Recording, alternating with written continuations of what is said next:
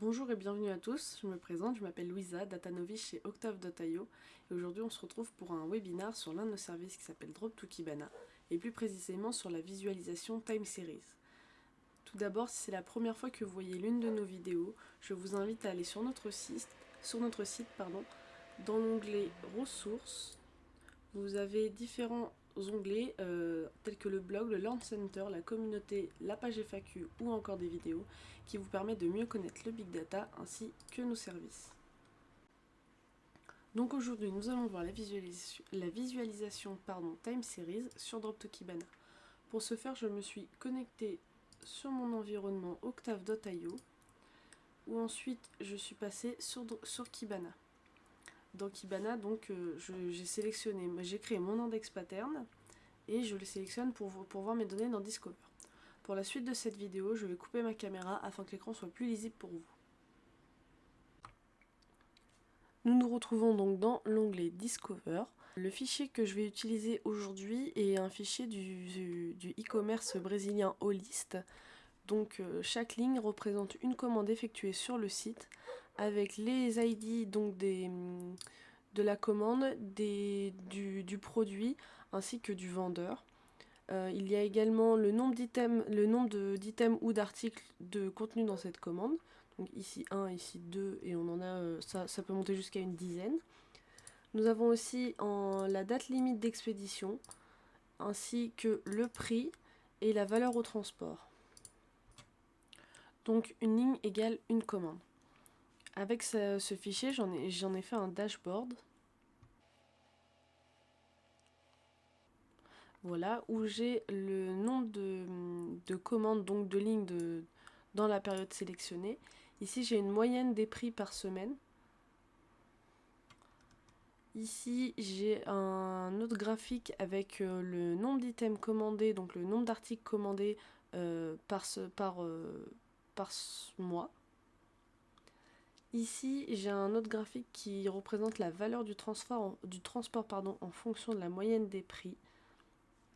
Et enfin, pour terminer, la visualisation que nous allons voir aujourd'hui, une visualisation Time Series, donc ou la double visualisation, comme je vais l'appeler, car nous pouvons donc réaliser deux visualisations sur un même axe. Pour faire cette visualisation, nous allons aller dans l'onglet Visualize, ajouter une visualisation. Nous allons sélectionner Visual Builder. Donc c'est là que va se trouver notre visualisation Time Series. À l'intérieur de cette visualisation, nous avons plusieurs onglets. Donc Time Series, sur laquelle on va se concentrer aujourd'hui, les metrics, des jauges, des markdowns et des tables. Donc nous, on va s'occuper des Time Series. Les Time Series, à quoi ça sert? Ça sert à comparer deux axes en parallèle, donc il est possible de faire deux visualisations, comme je l'ai dit précédemment, sur un même axe. Donc avant de créer notre première série, nous allons directement aller dans le panel option et vérifier que notre index pattern est bien celui sur lequel on travaille. Donc ici c'est bon. Et important, pour notre axe de temps, nous allons sélectionner le field nécessaire.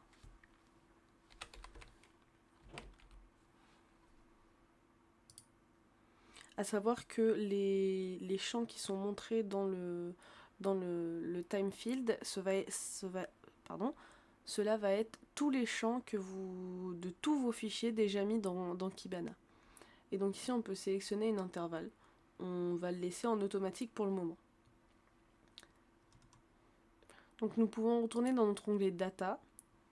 Et ici nous allons créer notre première série. Notre première série va être la somme des revenus engendrés par les commandes. Donc pour ce faire, on sélectionne Somme. Voilà. Et on sélectionne le field qui nous intéresse. Dans mon fichier, le field s'appelle df price. Donc c'est le prix que chaque commande a, le prix de chaque commande, donc de chaque ligne. La visualisation va automatiquement se mettre à jour. Si vous ne voulez pas et que vous voulez le faire manuellement, il vous suffit juste de décocher le Auto Apply. Donc voilà, on a une première series qui est sur le revenu. Donc en passant la souris, on peut voir les différents montants. Donc c'est catégorisé tous les 7 jours. Imaginons, on préfère ne pas avoir tous les 7 jours, mais tous les 2 jours. Il nous suffit de retourner dans le panel option, dans l'intervalle. Donc votre intervalle peut être en minutes, en jours, en années même. Donc c'est précisé juste en dessous. Pour les minutes, il vous suffit de mettre votre chiffre suivi d'un M. Pour les jours, votre chiffre suivi d'un D. Et pour les années, le même système suivi d'un Y. Donc nous, imaginons, on va essayer en 2 jours. On attend que la visualisation se mette à jour. Voilà, elle s'est automatiquement mise à jour. On peut le voir que ici, notre par 7 jours a changé en 2 jours. La visualisation en 2 jours peut être pas mal, mais nous, on aimerait éviter tous ces picots. Donc, on va essayer en 4 jours. Voilà, une visualisation qui s'affiche par tous les 4 jours. Donc, pareil, avec notre somme, donc tous les 4 jours. Donc, par exemple, à la date du 8 décembre 2017, là où on a notre plus grand pic, nous avons un total des prix à plus de 89 000 euros. Pardon. Donc nous avons notre première série. Nous allons maintenant faire 2 autres séries. Donc une qui va utiliser l'agrégation max et l'autre l'agrégation de moyenne. Donc pour créer une nouvelle série, nous avons juste à cliquer ici sur Add Series, donc le petit plus entouré. Et on a une nouvelle série de programmables. Donc pour éviter d'avoir le même visuel que les revenus, d'ailleurs on peut renommer notre première série en revenus. Donc pour notre deuxième, on va éviter de garder cette même couleur verte, donc on va la changer. Donc en jaune. Donc ici, nous allons faire, comme dit précédemment, un max. Voilà, qui va nous prendre du coup la valeur max sur le champ qu'on sélectionne. Et nous, ce qui nous intéresse de voir, c'est la commande avec le plus d'articles. Est-ce que ça a une incidence sur les revenus? Par exemple, est-ce que notre pic ici indique qu'on a eu plus de... Enfin, que nos commandes ont contenu plus d'articles ou non?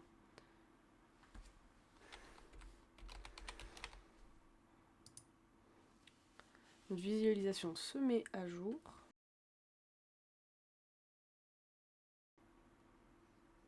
Et donc on peut voir que on a bien notre deuxième visualisation. Elle n'est pas très visible. On va changer la couleur pour une couleur plus rouge orangé. On attend à nouveau que la mise à jour se fasse, mais sinon la ligne apparaît bien en jaune. Donc ça y est, c'est passé en rouge orangé. Et donc on peut voir qu'il y a bien notre numéro, les numéros qui changent. On a bien un max de 4 et tout ça. Le problème étant que sur cette visualisation, du coup, notre graphe n'apparaît pas. C'est littéralement une ligne qui est placée au niveau du 0. Si on veut que ce soit un petit peu plus visuel, il nous suffit d'aller dans les options, de changer. Donc ici, on peut séparer l'axe, donc l'axe des revenus, avec l'axe qu'on a actuellement, qui est notre max d'articles commandés dans une commande. Donc lorsqu'on passe sur oui, donc un nouvel axe va se créer, où voilà, on a notre ordonnée ici, et on peut voir un petit peu mieux nos max. Donc le problème qu'on a, c'est que maintenant on ne voit plus vraiment le graphique en vert, donc nos revenus. Il est également possible de changer ça et d'en faire juste une ligne. Dans Fill, il suffit de le passer à 0. Donc le fill, ça va être le remplissage qui va être considéré entre 0 et 1. Donc voilà, ici on a notre max. Donc ça s'est mis à jour et on peut voir par exemple que sur notre pic que nous avions tout à l'heure en revenu, donc le plus grand pic qu'on a, on peut voir qu'au final c'est pas des commandes contenant des grands articles. La commande passée pendant cette durée là a été de maximum 10 articles, donc c'est la plus grosse commande qu'il y a eu en termes d'articles. Et donc on peut voir que certaines commandes n'apportent pas beaucoup de revenus. Par exemple, ici, nous avons un pic à 21 articles commandés sur une commande et pour un revenu qui est faible comparé à notre pic précédent, enfin suivant. Donc du coup, ce n'est pas lié au fait, les revenus ne sont pas liés au fait que peu d'items sont commandés ou beaucoup d'items sont commandés. Et donc, par exemple, ici, on a un pic. Ça veut dire que il y a peu d'articles de commandés pendant cette période-là de 4 jours, mais que du coup, si ça apportait beaucoup de revenus, on peut en déduire que les articles étaient plus ou moins élevés en prix. Et à contrario, ici, nous avons un pic où... non, alors... À contrario, ici, nous avons un petit pic, une commande contenant par exemple 2 articles, donc sur ces 4 jours-là, c'était la plus grosse commande. Donc voilà, on a terminé notre deuxième série, qu'on peut du coup renommer en max article commandé.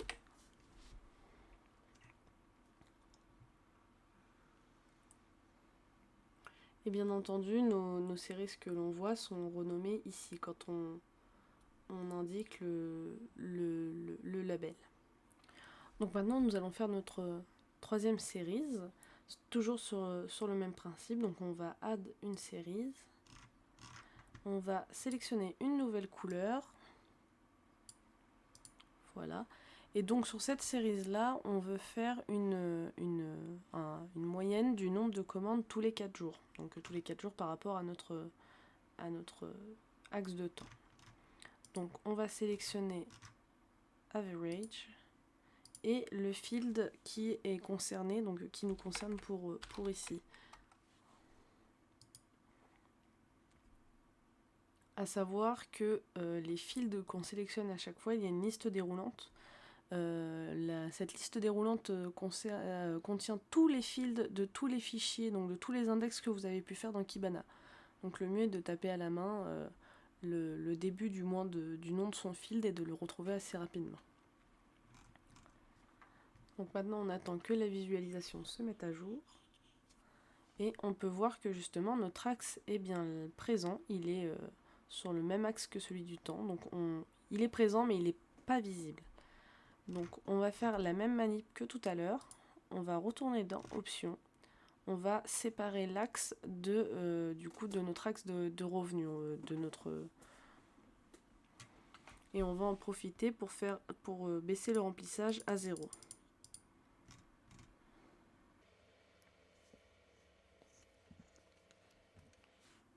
Voilà, donc on a notre time series qui s'est mis à jour. Elle est en train de terminer d'ailleurs.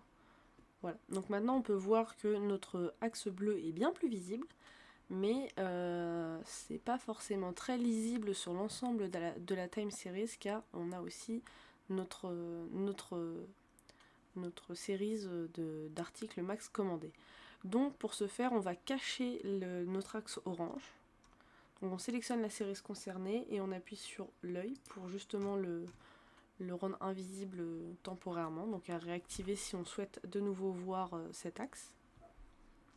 Voilà, et désormais on a uniquement notre graphique de revenus, donc notre base de séries, et la série que l'on vient de créer, la bleue. Donc on peut d'ailleurs lui donner un label en l'appelant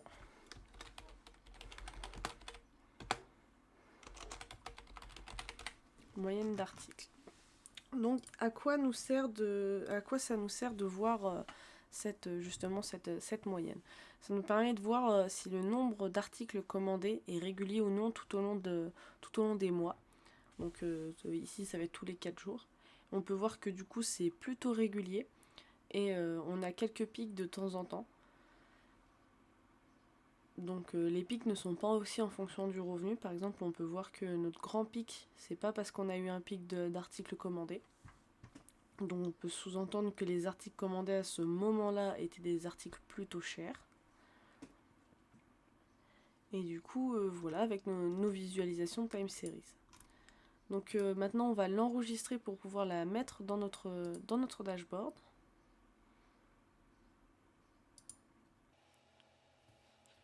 Donc, à quoi nous permet de faire justement ce système de double visualisation de time series? Donc ça nous permet de comparer deux types de données sur un même axe, comme on a pu le voir ici, c'est si on peut dire notre axe de base, ça va être le revenu, et ensuite on a voulu voir le maximum d'articles commandés dans une commande, et à la fin on finit avec un graphique où on compare la moyenne d'articles commandés en fonction du revenu. Donc on compare deux types de données sur le même axe qui est celui du temps. Donc on retourne dans notre dashboard.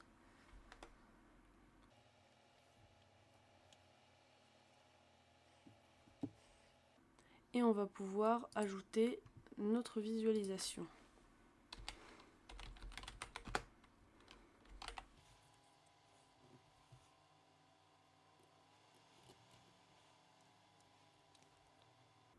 Donc l'intérêt de la mettre dans un dashboard, ça permet aussi de voir et même cette visualisation de time series permet de voir la pérennité, la régularité des revenus ici du site e-commerce, mais ça peut être également de votre entreprise ou autre.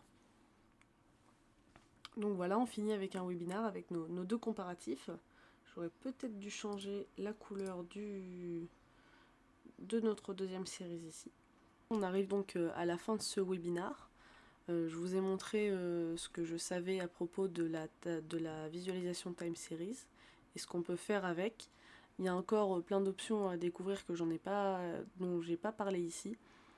N'oubliez pas surtout d'aller faire un tour sur nos réseaux sociaux ou encore sur notre site.